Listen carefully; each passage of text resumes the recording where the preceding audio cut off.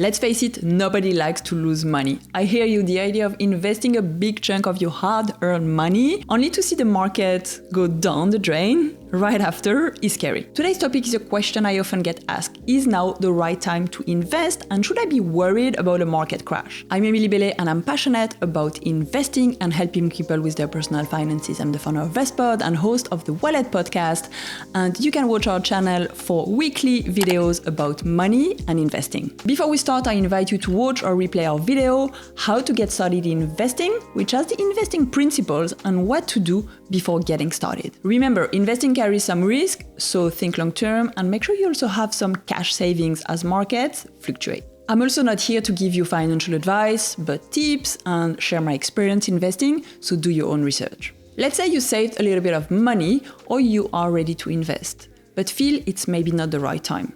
So how can you know if now is the right time to invest or should you wait? There are usually two approaches to investing. So today I'm going to explain the difference between time in the market and timing the market. When you spend time in the market, it means that you invest for the long term and stay invested even when the market fluctuates, goes up or down. Over the long term, the stock market tends to go up despite short-term fluctuations and downturns. So if you're able to stay invested for a longer period of time, you likely see your investments grow. Because you don't take your money out of the stock market, you don't sell your investments and cash in the money, the returns from your investments generate more returns over time. This is called compounded returns.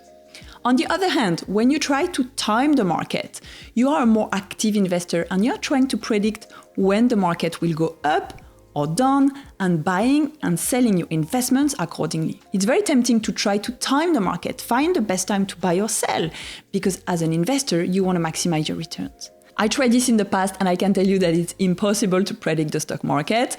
And even professional investors whose job is to analyze the stock market all day with technology, research team, and expertise also struggle to consistently time the market correctly. So where does this appeal come from? For me, it was the excitement and the potential for a quick win or profit. The stock market is a fast-paced environment, so you can easily be dragged into it. Some investors are also worried about missing out on potential gains, maybe when they see the market going up and they want to participate. There can be a lot of noise around the markets, friends giving you recommendations, and you may also feel like you're missing out. On the other hand, you could start to panic and worry about losing money when markets start to go down and you sell your investments. These are usually unsuccessful and unsustainable behaviors, and they are very risky and usually make you stay up at night. Until you actually experience this, or have what we call skin in the game, it's hard to comprehend. But emotions and psychology play such a big role in our investing decisions. It's very important to ignore the noise and the news. We are bombarded with headlines all day, but taking a step back and looking at the bigger picture is really important. Don't get dragged into it and make hasty decisions you will later regret. If you do look at financial and economic news, take the time to analyze them and go back to your investing goals and plan. To be a successful investor, it's important to focus on a long-term investment strategy and avoid getting caught up in short-term market fluctuations. One of the best decisions I've made was to remove my investment app from my phone for a while and avoid looking at market fluctuations. So, time in the market or timing the market? While timing the market may seem like a tempting strategy to try to maximize your return, as I said before, it's often a losing game for most individual investors. Instead, it's generally recommended that you focus on time in the market and aim to stay invested for the long term. This means having a diversified portfolio that you hold onto for years, even during periods of market volatility. By doing so, you're more likely to see steady, long-term growth in your investments. Time is your friend when you invest money and will help you ride out market volatility. This means that even if there are stock market fluctuations, you can still benefit from long-term growth. For example, if you had invested $1,000 in the S&P 500 index in 1993 and left it there for 30 years, it would have grown to around $16,000 in 2023, despite several market drawdowns during that period. You may have heard about well-known investor Warren Buffett.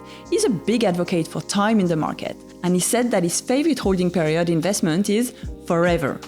Another example is John Bogle, the founder of the Vanguard Group. He also advocated for long-term investments and popularized index funds, a basket of stocks which tracks the performance of the overall market, a passive investment strategy.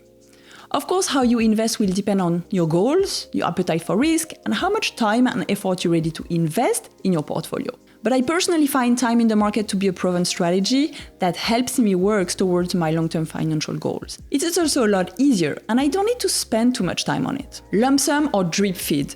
Finally, investing a large sum of money, maybe the money you've been saving for a while, an inheritance or bonus, can be scary, especially if you're worried that the market might drop right after you invest. This fear of losing money or regret can leave you feeling stuck and unsure about what to do. Is it better to invest all your funds at once or spread your investments over a few months? There's a strategy called pound cost averaging that can help you overcome this paralysis and start investing your money now. With pound cost averaging, you invest a fixed amount of money at regular intervals, regardless of market conditions. This helps you buy more shares or units in funds when prices are low and fewer shares when prices are high, resulting in a lower average cost per share over time. Let's look at a quick example.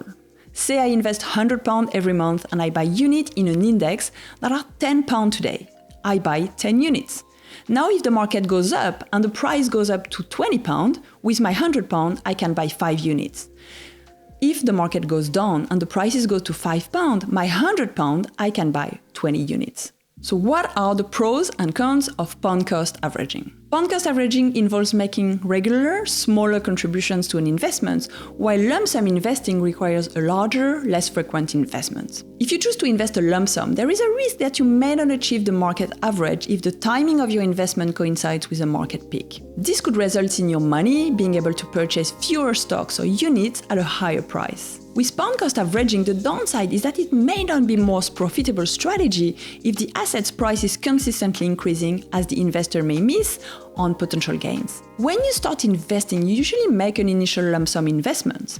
Remember that it doesn't need to be big, and then set up regular weekly or monthly contributions. It's important to remember that investing is a long-term commitment, so you may also consider making additional lump sum payments over the years in addition to your regular contribution. What if I invest and the next crash is coming?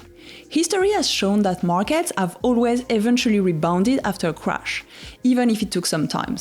Major market crashes such as the 2008 financial crisis, the 1929 stock market crash, and the dot-com bubble burst are examples of big downturns in financial markets.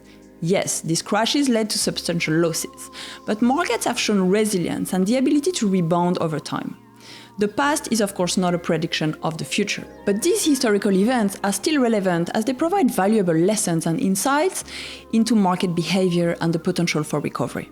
You will hear some investors say that it's different this time and that the current market conditions are unique and unlikely to follow historical patterns. Sure, take note of the market landscape, but remember to approach such claims with a clear head. It's impossible to predict the future, and basing investment decisions on the assumption that the rules of the market are fundamentally changed could lead to expensive mistakes.